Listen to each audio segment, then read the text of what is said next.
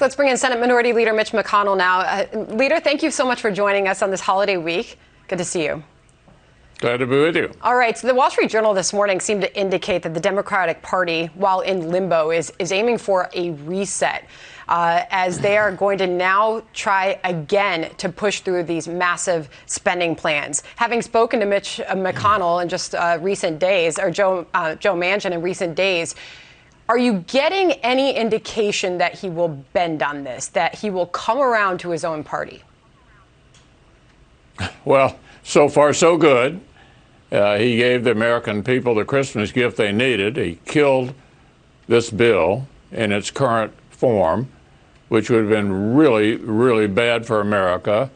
Exactly the wrong kind of prescription for the rampant inflation that we're suffering from already as a result of what the administration advocated and the Democratic Congress passed earlier this year.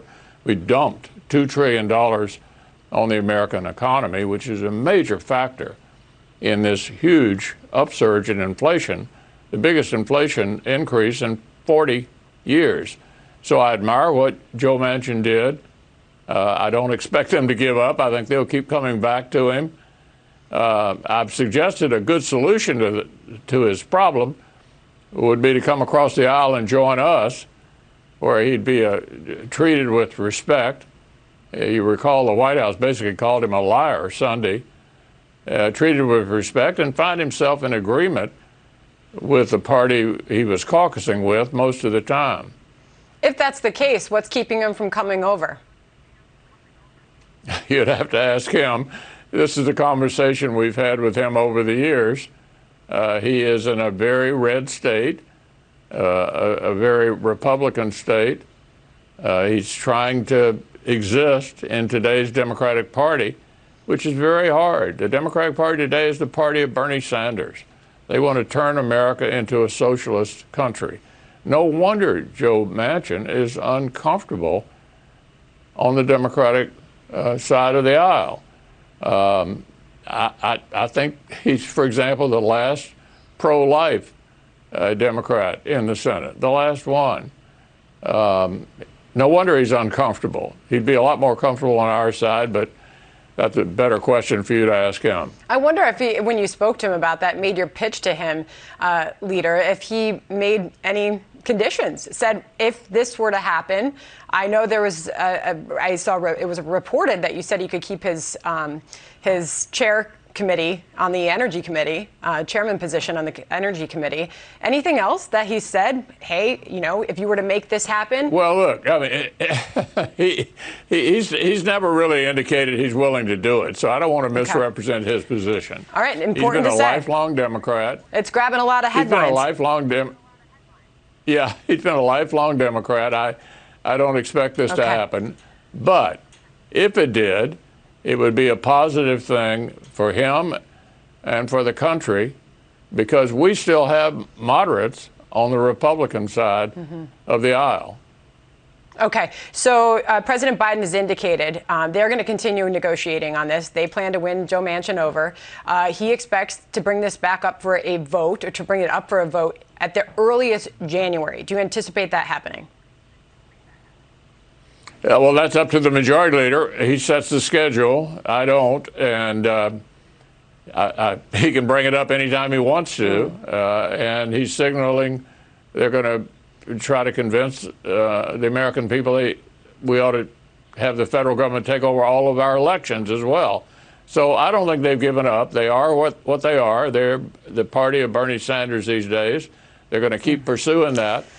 But they didn't get a mandate for this. The 50-50 Senate and a 3-seat majority in the House is not a mandate to turn America into a socialist country. Do you get other indications that there are other moderate Democrats that would stop this bill, that Joe Manchin is the face of it, but there are others that are hiding, as Jackie Heinrich just suggested, that would also step up and stop this massive social spending bill?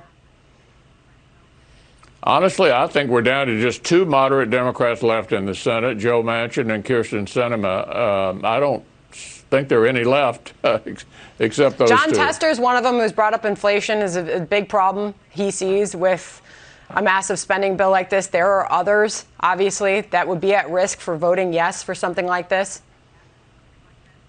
I would think all of them would be at risk for voting for this. This is not what the American people voted for last year. It's not what they want now. I think the American people are extremely unhappy with the direction this administration is taking.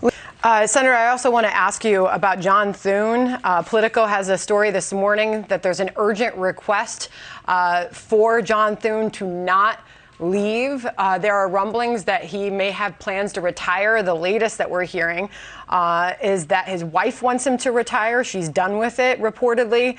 We're seeing, what is your message to John Thune to remain with you?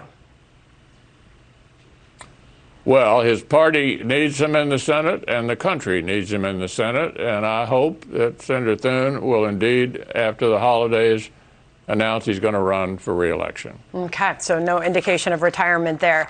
I also want to ask you, and consider this a little bit of rapid fire, we want to check in on the folks of Kentucky. How are you doing with relief efforts there, knowing that a lot of federal relief has been requested for your state, sir?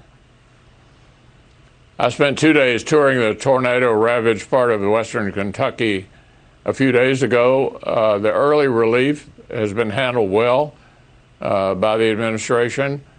What I worry about is kind of losing interest over a period of time. We've got a major rebuilding effort to do in Mayfield and in Dawson Springs, and this is going to take a long time.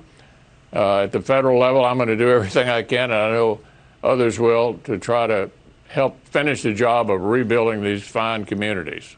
Leader McConnell, there has been some criticism of your colleagues in the Senate, Rand Paul, for what some are pointing out as hypocrisy. Over the years, he has voted no for federal relief in other natural disasters like Hurricane Sandy, and now he's requesting it for his state. How do you respond to that, sir?